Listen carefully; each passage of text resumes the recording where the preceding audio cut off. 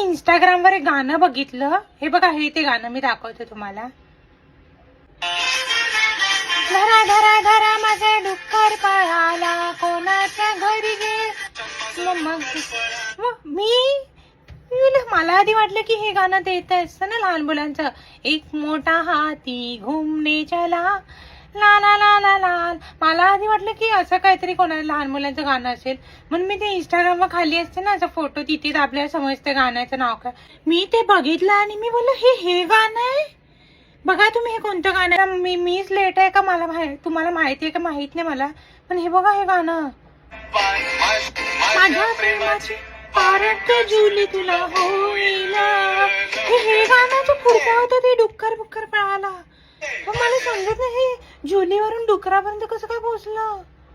कोण हाय का मला सांगू शकेल की काय हे. बापरे, मी खूपच मागे आहे वाटतं. मी ट्रान्झिशन बनवणार होतो ह्याच्यावर, आता मला समजत नाही की जुलीवर बनव का डुकरावर बनव. बापा जाऊन द्या, चला वा.